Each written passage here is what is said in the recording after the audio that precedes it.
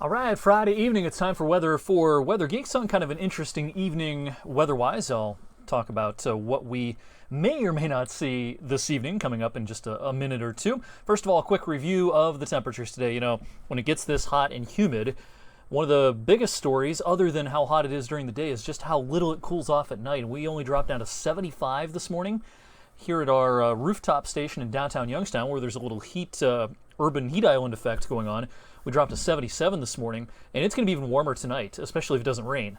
We may not see some thermometers drop below 76, 77 degrees overnight tonight. So this is almost as warm as low temperatures get around here. Sometimes we do have lows 76, 77, and our all-time record warm minimum temperature for any calendar date is 81, but that's kind of an anomaly. Most of the other records near the top are in the mid and upper 70s. 91 was our high today at the airport. We underachieved a little bit because the clouds this morning hung a little bit tough. We had temperature inversion up stairs a few thousand feet that just kind of kept moisture trapped below that for a little bit longer than we bargained for.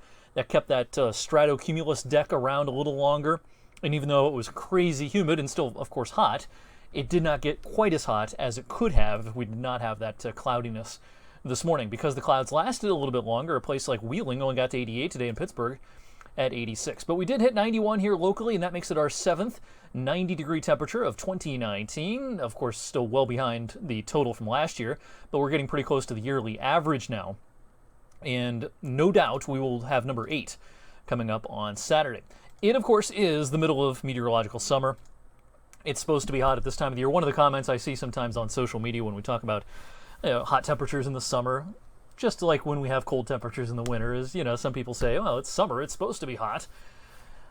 Yes, that's true, but the kind of dew points and the kind of heat indices that we saw today and that especially we'll see tomorrow, that's not something that's real routine around here. It's not something we see every year. Dew points like this, I mean, a dew point of 76 is, in my book, pretty gross. And when you have dew points that high, it doesn't have to be 95 degrees to just be miserable outside. Instant sweat. We have dew points like that. So that created a heat index today that topped out at the airport at 101. So that went as forecast, even though the temperature underachieved a little bit. We talked about heat index values getting between 100 and 105 in our forecast, so that did verify today. And again, I think it's going to be a little bit worse tomorrow because I don't think we'll see as many clouds tomorrow morning. All right. When this was issued this afternoon, I kind of did a double take.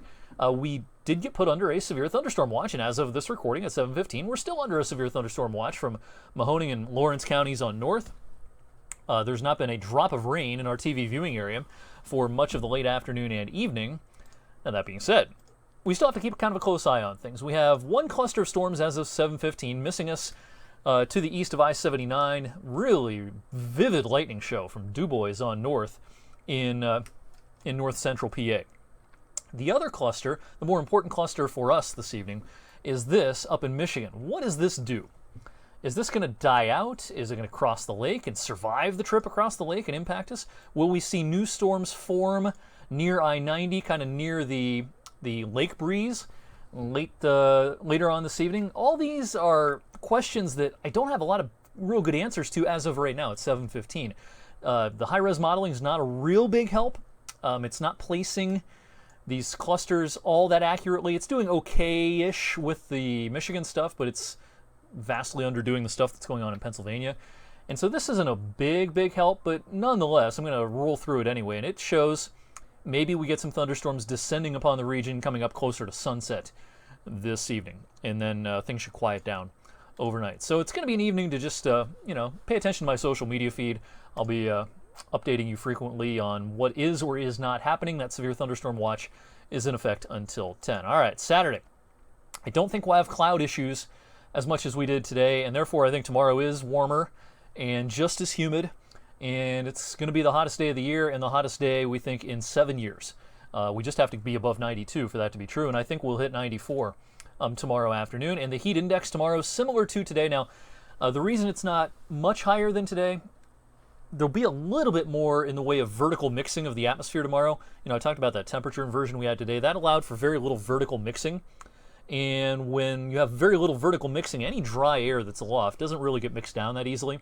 Tomorrow, with a deeper mixed layer in the atmosphere will tap into that slightly, I mean subtly, drier air up a little bit higher above our heads, and that will keep the dew points perhaps even a little bit lower than today.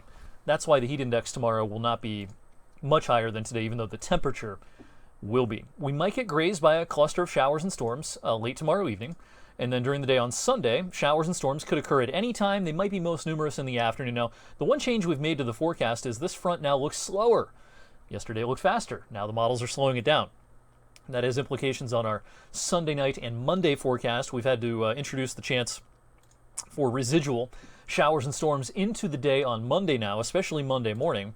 But don't worry, the front is going to cruise through and the air is going to cool off. Right now, we are in the low-end risk of severe weather on Sunday. We'll have plenty of instability, that's for sure. It's still going to be hot and humid. It'll be close to 90 on Sunday. Will clouds inhibit the ability for updrafts to get going somewhat?